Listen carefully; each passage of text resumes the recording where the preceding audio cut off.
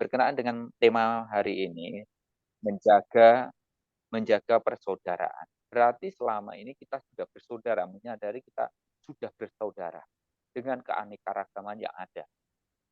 Setelah kita menyadari itu, dan kita selama ini bisa hidup rukun, bisa hidup damai, mari kita jaga terus kedamaian yang sudah ada. Kenapa? Kalau kita tidak damai, kita tidak akan bisa beraktivitas dengan baik. Pak tani, tukang ojek, pedagang, pengusaha, bahkan guru, atau bahkan politikus sekalipun, semuanya tidak bisa bekerja dengan baik untuk bisa memberikan yang terbaik bagi bangsa negara ini. Maka utamakan bagaimana menciptakan kedamaian walaupun di tengah perbedaan-perbedaan yang ada. Kemudian menyambut pesta demokrasi.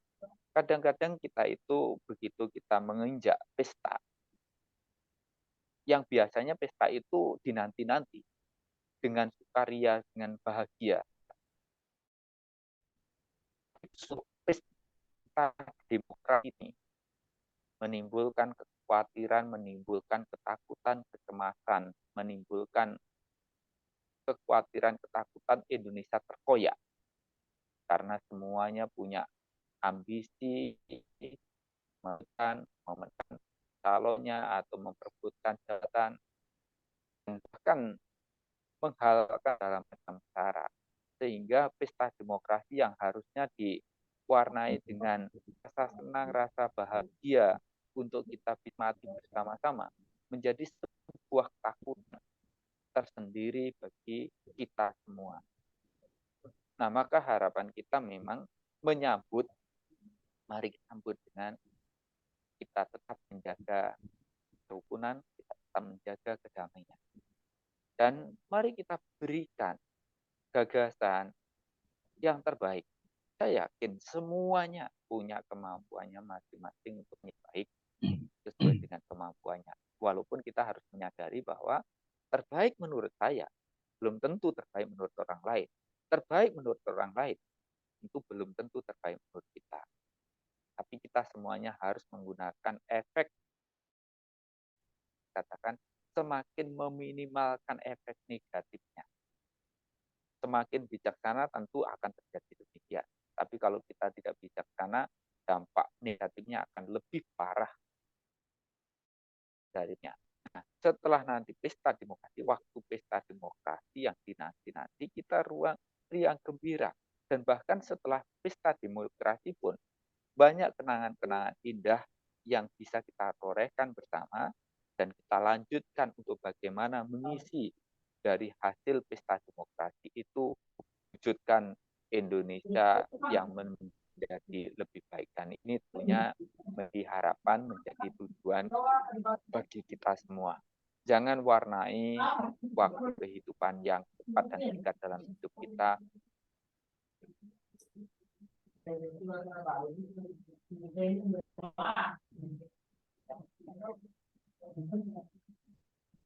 Bante minta tolong di unmute. Hilang suaranya, Bante. Ya. Suaranya hilang, Bante. Baik, terima kasih. Jadi saya sampaikan bahwa mari kita semua menjaga kedamaian, menjaga kebahagiaan yang sudah kita rasakan, dan mari kita semuanya untuk memberikan, melakukan yang terbaik yang bisa kita berikan untuk contoh teladan bagi generasi-generasi berikutnya, dengan harapan mereka pun juga berkenan untuk menjadi generasi yang lebih baik, generasi yang baik yang ada. Terima kasih, semuanya selalu sehat, selalu bahagia, tetap semangat untuk mengisi kemerdekaan kita, dan salam kita semua bersaudara, salam Pancasila merdeka. Baik, terima kasih. Terima kasih, Bante. Romo, luar biasa. Romo Tejo Puno Mahantera. Luar biasa, tanggapannya bagus. Intinya adalah kita kembali menyadari diri kita. Pesta demokrasi ini adalah sesuatu melaksanakan, tapi janganlah anggap sebagai suatu ancaman-ancaman. Mari kita miliki bersama hingga melahirkan suatu topik baik untuk orang lain belum tentu baik ya kita. Tetapi kalau kita berpikir bijak dan menyadari semuanya itu akan berjalan dengan baik. Begitu barangkali singkatnya dari paparan Wiku Tejo Punomahatera. Terima kasih banyak. Di belakang kita masih ada 2 tanggapan dari pakar agama. Saya mulai dulu dari agama Konghucu sehingga nanti berikutnya agama Bahai, yaitu dari Bu Susi. Sekarang saya berikan kesempatan dulu dari agama Konghucu singkat untuk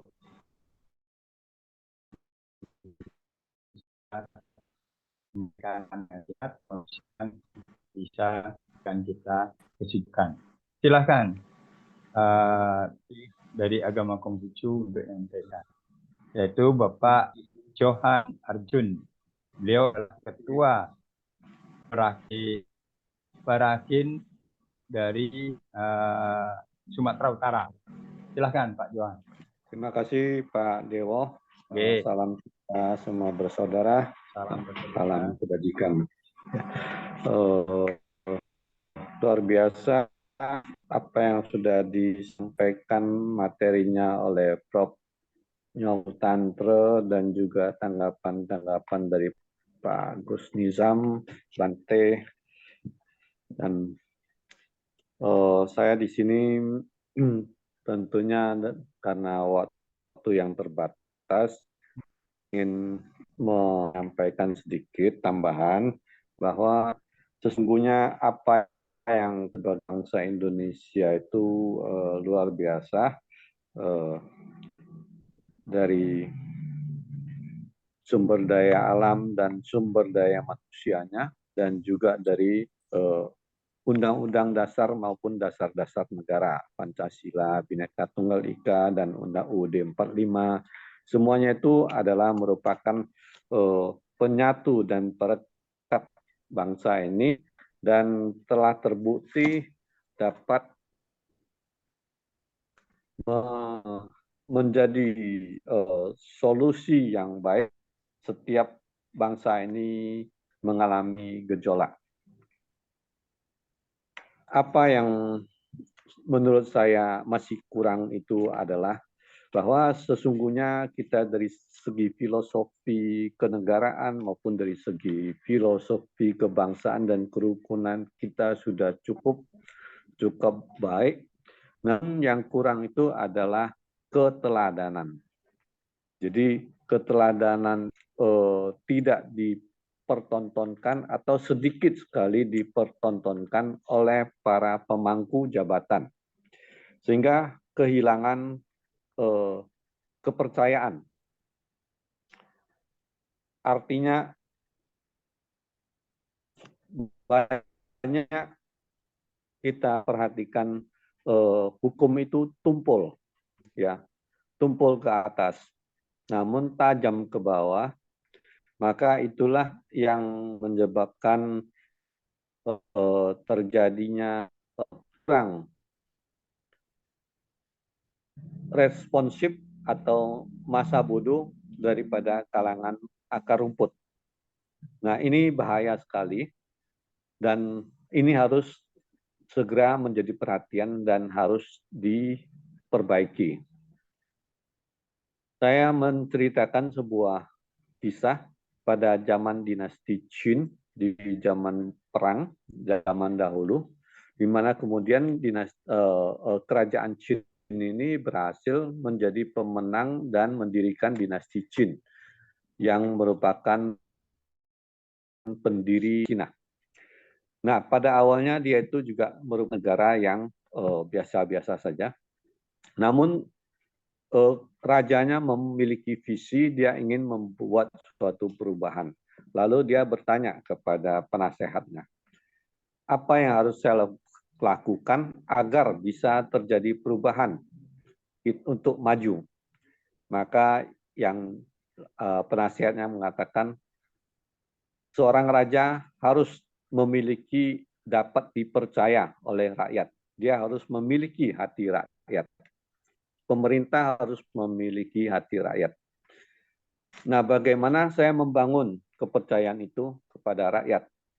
Maka sang penasihat bilang, kalau demikian, kalau memang raja memiliki niat yang kuat dan tulus, maka saya akan menunjukkan satu cara.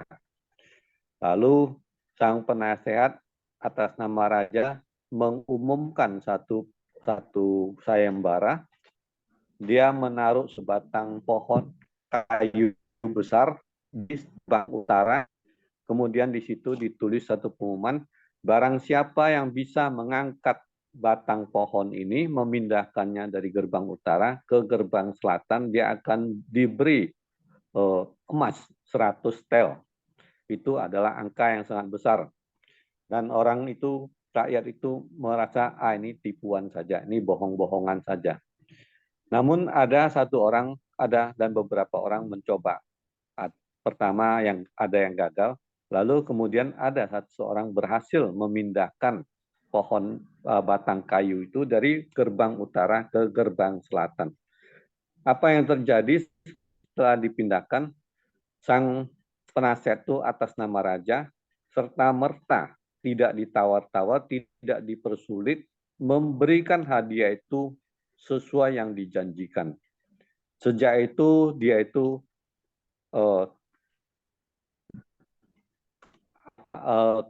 kepercayaan kepada apa yang diucapkan oleh sang raja menjadi bertambah kuat. Kemudian langkah berikutnya adalah sang raja memberikan pengumuman untuk mengundang semua cendekiawan yang bersedia mengabdi kepadanya tanpa dipandang suku mana, berasal dari kerajaan mana, dan dia itu hanya apa, yang penting punya keterampilan, yang penting punya sesuatu ingin disumbangkan. Nah, karena sudah terbukti rajanya itu tepat janji, maka berbondong-bondong kawan, para cerdik pandai, para ahli segalanya itu datang mengabdi kepada sang raja.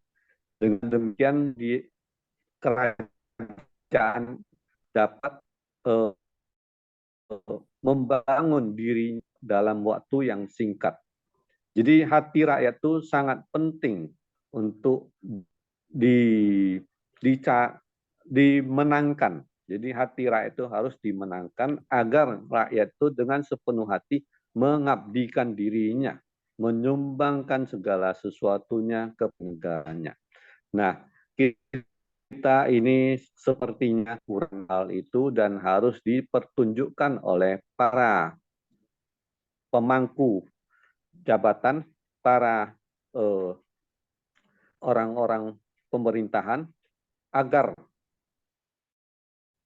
kemudian itu melekat negara Indonesia ini, sehingga negara Indonesia akan dapat maju dalam waktu singkat apabila semuanya itu bersatu padu menyumbangkan semua pemikiran dan tenaga serta segala sesuatunya kepada negara. Karena mereka itu dihargai oleh negara jiwa raganya. Nah, apa yang kita lihat bahwa terjadi sedemikian sejumlah nama yang orang-orang cerdik pandai di dalam negeri, mereka itu sama sekali tidak dipandang, tetapi di luar negeri ternyata mereka itu mencetak prestasi besar. Itu adalah suatu kerugian yang sangat-sangat besar bagi negara Indonesia. Jadi itulah yang ingin saya sampaikan, bahwa keteladanan daripada pembesar pemangku jabatan itu harus ditingkatkan secara serius. Demikian tambahan dari kami. Terima kasih Pak Dewa. Waktu saya kembalikan. Salam kita semua bersaudara.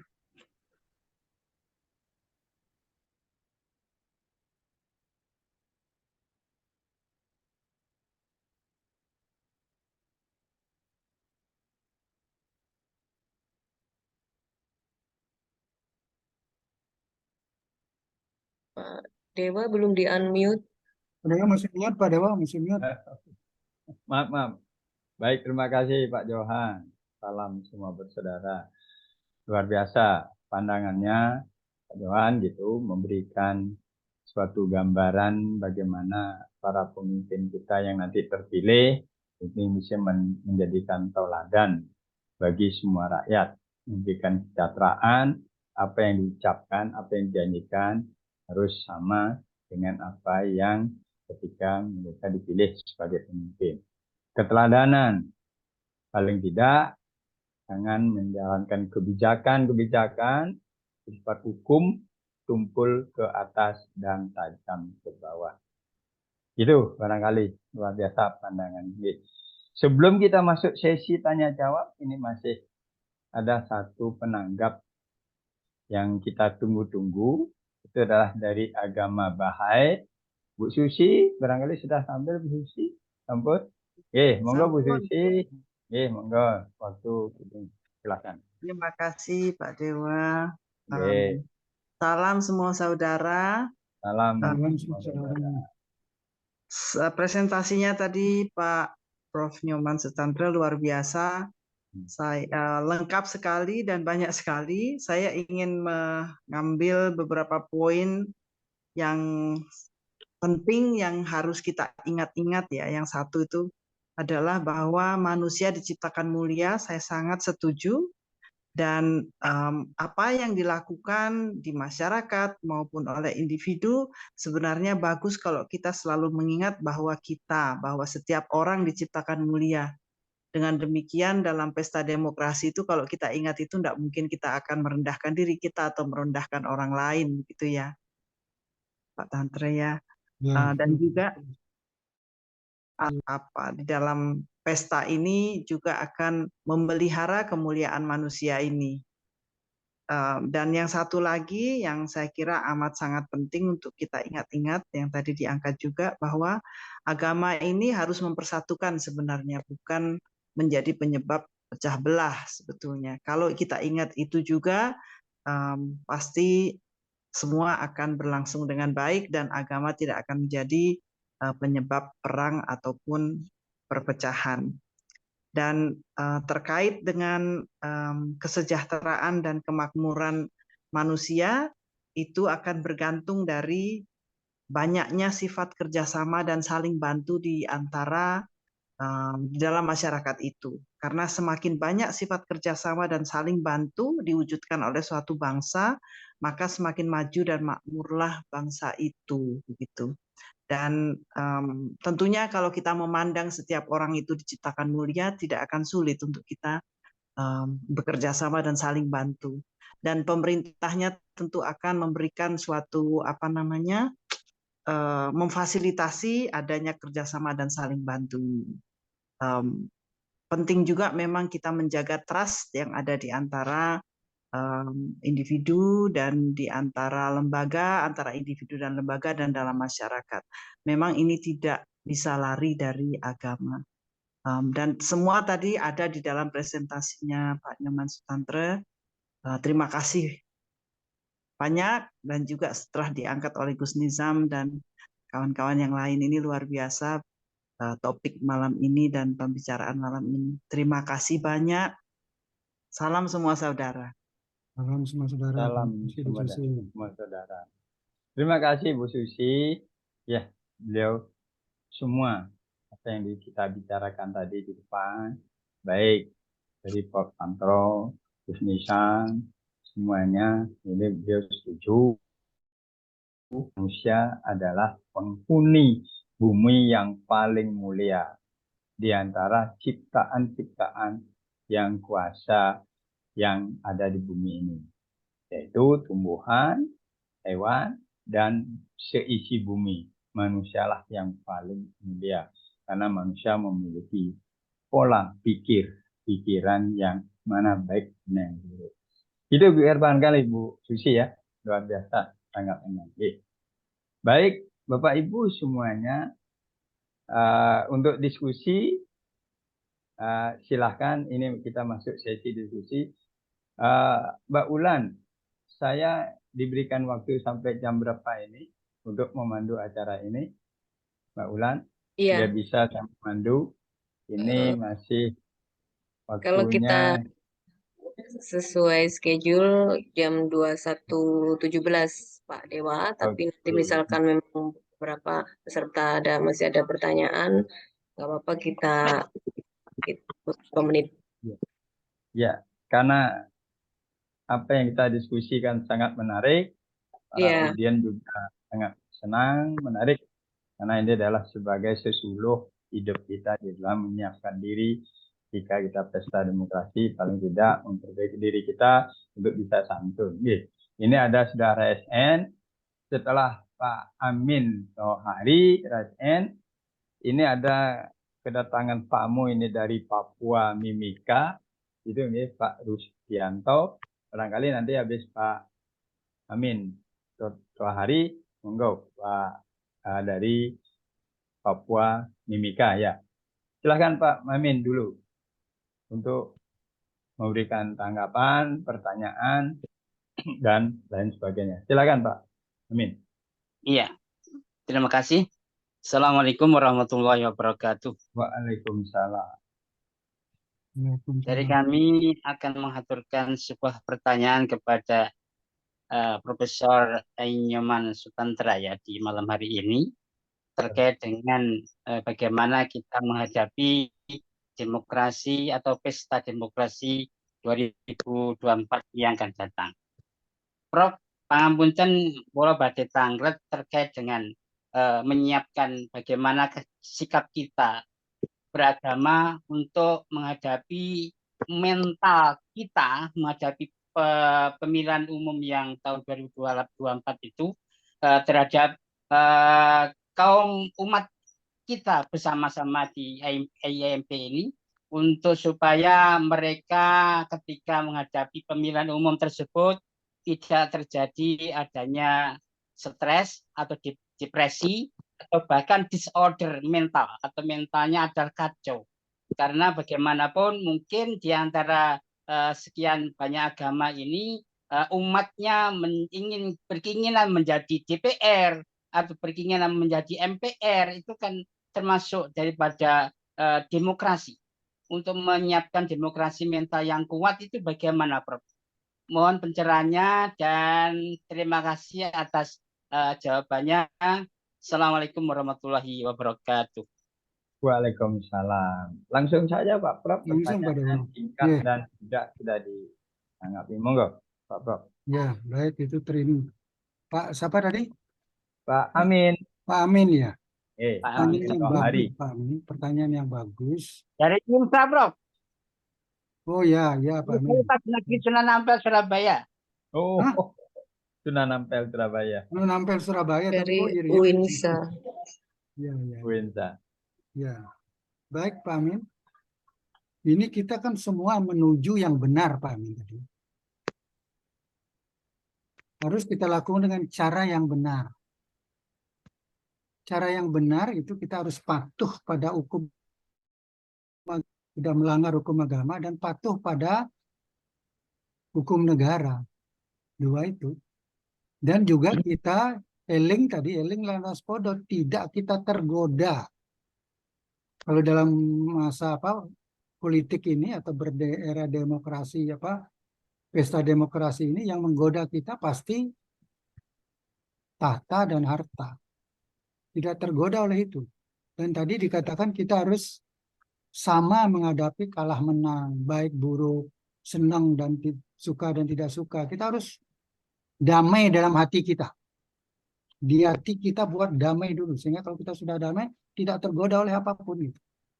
Kita berbuat baik, tidak tergoda oleh apapun. Kalau kita tergoda, inilah kita menjadi serakah, menjadi ego. Gitu.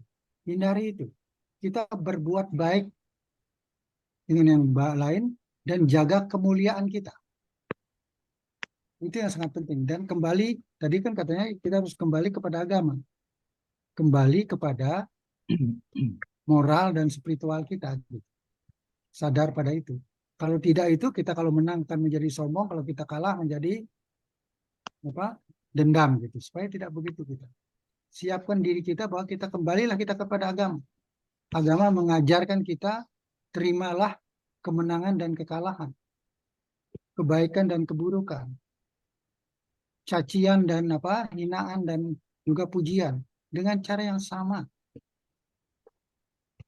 Kalau kita sudah melakukan bisa seperti itu, kita sudah bisa menjaga persaudaraan kita. Ini yang penting. Jadi kata-kata yang menarik itu, walaupun langit pun runtuh, persaudaraan tetap teguh. Jadi ini bagaimana kita menjaga itu. Mungkin itu kan. Anggap bahwa agama itu jangan sampai, ini yang penting. Tadi Bu Susi juga mengatakan, kita juga mengatakan bahwa agama itu sebagai perekat. Jangan sampai agama itu menjadikan pemecah belah. Agama itu menjadi perekat. Kita harus menyadarkan teman-teman kita, diri kita, bahwa agama itu menjadi perekat. Seringkali juga kita digoda oleh harta dan tahta melalui agama. Orang berlindung pada agama. Itu jangan sampai seperti itu. Karena agama itu perekat. Agama itu justru tuntunan moral dan kebajikan kita. Dan itu mungkin Pak Amin, itu akan panjang ceritanya. Kita harus menyiapkan ujian kita. Mulai sekarang sampai tahun depan kita ujian kita ini. Bisa kita semangat enggak gitu. Semangat kebersamaan dan jiwa kebangsaan kita. Kita justru diuji sekarang ini. Semoga kita semua lulus gitu. Mari kita bergembira bersama-sama untuk merayakan pesta demokrasi ini dengan semangat dan jiwa kebangsaan kita gitu. Jangan mementingkan diri sendiri, jaga kemuliaan manusia itu. Kalau kita tidak bisa menjaga kemuliaan manusia itu, kita tidak bisa menjaga kemuliaan diri kita sendiri. Mungkin itu, Pak Amir. Ya. Iya, Prof. Welcome sekali, Prof. Dengan luar biasa, Prof. Terima kasih. Ya, terima kasih, Pak Amir. Mudah-mudahan begitu kita bisa menjaga sama-sama gitu, Pak Amin. Amin, amin. Baik, Pak Amin. Sudah puas itu yang Pak Prof. Jadi bagaimana kita saling menjaga gitu, untuk bisa paling tidak menjaga diri kita damai dalam hati, damai lingkungan, dan damai di dalam negara. Ilmu pengetahuan dan ilmu agama menjadi kunci untuk menata diri kita. Mungkin begitu, Pak Prof. Luar biasa, Pak Prof. Baik, mumpung belum ada yang raise hand, tadi saya lihat dari Papua, Mimika begitu. Halo Pak Milky Ridianto, masih ada? Pak Milky Ridianto yang dari Papua, Mimika. Kita ingin dengar tanggapannya sedikit atau pertanyaan. Enggak, masih ada ya Mbak Ulan? Saya lihat di monitor kok belum ya? Yang di kolom chat tadi ada ya Pak? Ada, jauh-jauh dari Papua, ini luar biasa itu. Mungkin bisa langsung diberi kesempatan untuk bicara langsung, bisa. Ya. Dari Papua. Halo, dari Papua, Mimika. Kita semua bersaudara begitu, termasuk saudara kita di Papua. Luar biasa bisa berpartisipasi di sini. Iya. Atau mungkin ada? Sudah. Monggo Bapak-bapak yang lainnya. Oh, di sana di Papua sudah jam berapa ini Pak Dewa? Terima kasih dari itu. Papua sudah jam 10 ya? 11. 11 ya, 11. Waduh, malam juga. Ya, Posisi benar, di mana ini tidur. Pak Dewa ini? Oke, jam 11 mungkin udah tidur. Ya, Bapak Ibu semuanya, kalau nggak ada resan mungkin ada tanggapan atau pertanyaan-pertanyaan lagi. Mbak Ulan gimana kita sudahi? Kalau memang tidak ada lagi, begitu Mbak Ulan ya? Ada Pak Januri Haryanto ini. Oh ya, ini muncul Pak Jam. Tapi mungkin bisa dipersingkat pertanyaannya karena waktunya sudah mepet. Ya, saya tahu. 5 menit. Ya, terima kasih. Selamat malam, salam sejahtera semua bersaudara, semua saudara. Semua saudara. Ini menurut hemat saya tidak ada pertanyaan. Menurut hemat saya, kepemimpinan karena apa? Karena ranah dari agama dan politik ketatanegaraan itu tidak bisa untuk disatukan. Karena apa? Karena agama ya itu untuk mendidik diri pribadi dengan yang maha kuasa. Sedangkan politik ketatanegaraan itu untuk mengatur semua rakyatnya. Di situ rakyatnya itu berbagai macam suku dan agama yang dianut. Sehingga di sini menurut hemat saya, apabila seorang pemimpin masih terikat dan disatukan antara agama dan ketatanegaraan, saya rasa sampai kapanpun akan sulit untuk terjadi perdamaian. Mungkin justru akan memicu semakin tingginya intoleransi. Terima kasih. Selamat malam semua saudara. Salam semua saudara.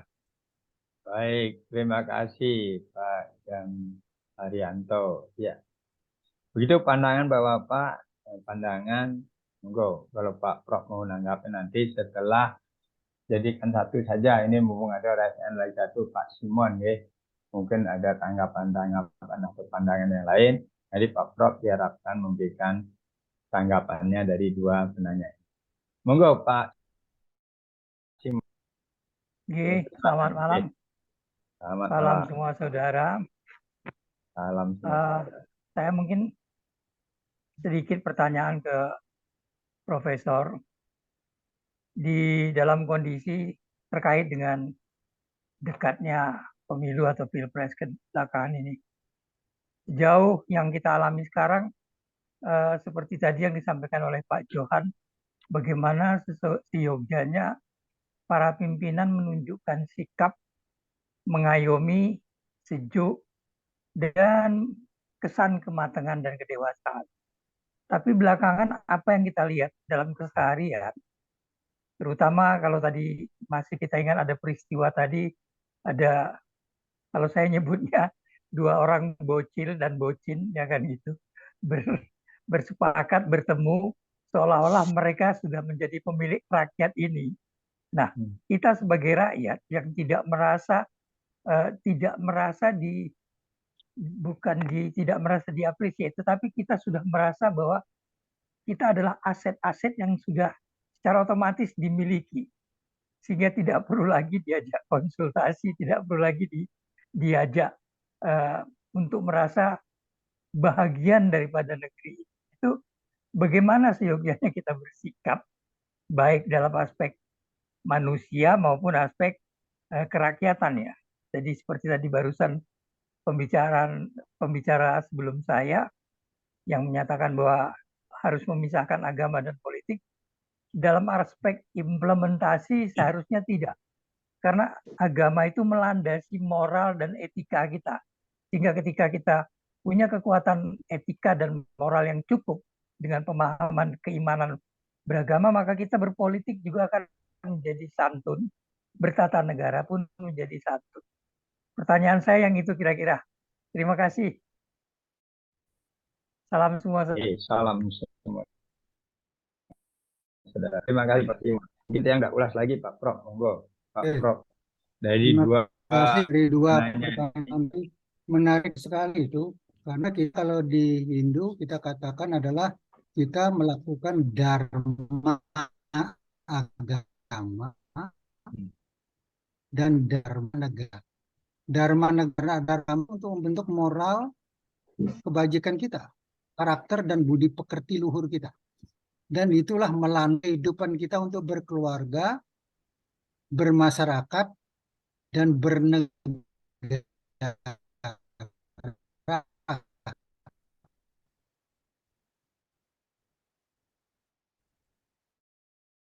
Dari membentuk moral.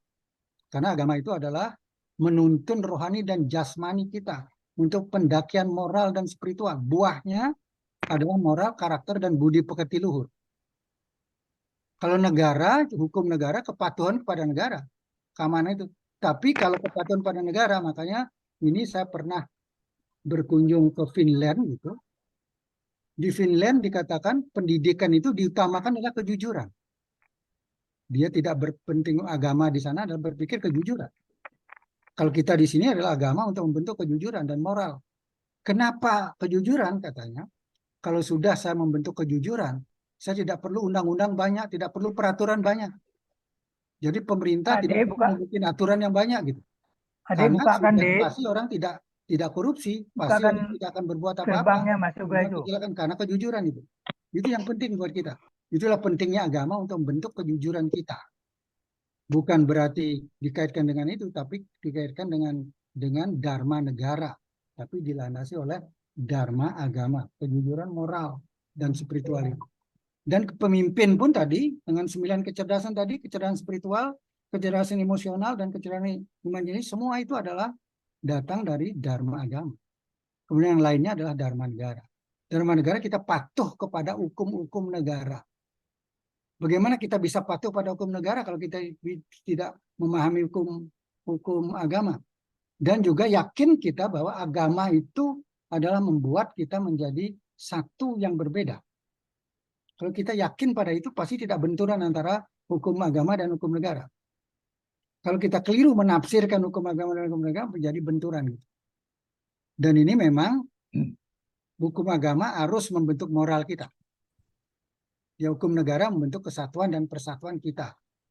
Ini adalah bentuk moral, itu sangat penting sekali. Makanya kita selalu berdharma agama dan berdharma negara. Sehingga ini langsung Pak Dewo sebagai apa? Penutupan gitu ya, Pak Dewo.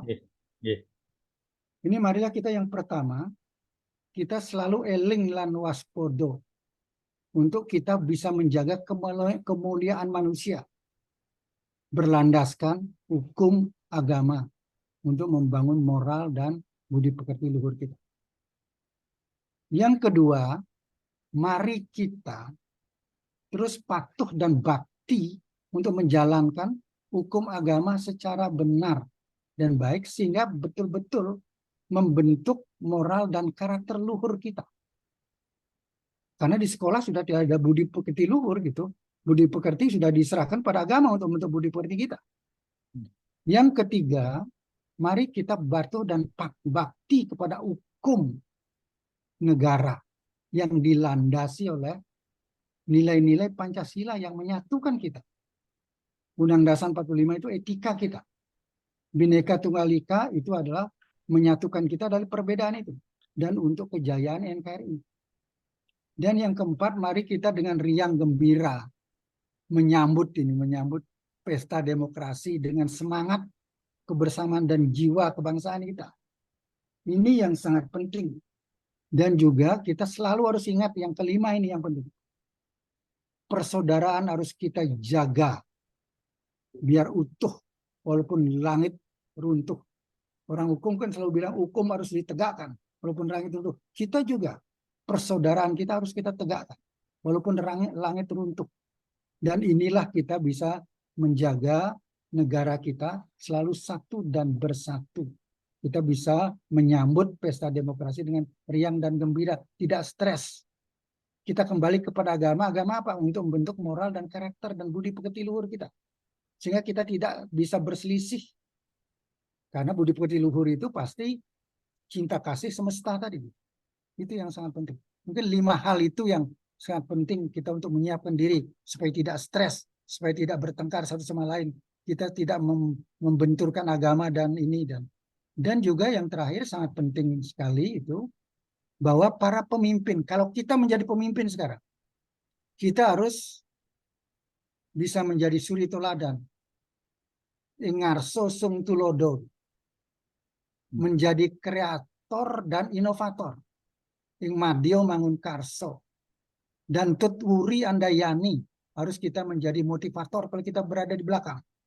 Dan juga kita paham betul menang tanpa ngasorakan. Kalau kita menang tidak akan sombong. Kalau kita kalah tidak akan dendam. Sekarang bentrokan terjadi, perselisihan terjadi karena rasa dendam dan iri hati gitu. Kecewa, dendam dan iri hati. Supaya itu kita hilangkan. Kalau itu kita hilangkan, itulah kita kembali kepada agama untuk membentuk moral dan spiritual untuk menghilangkan rasa iri, dendam, ego, kemarahan, keserakahan itu. Itu yang sangat penting.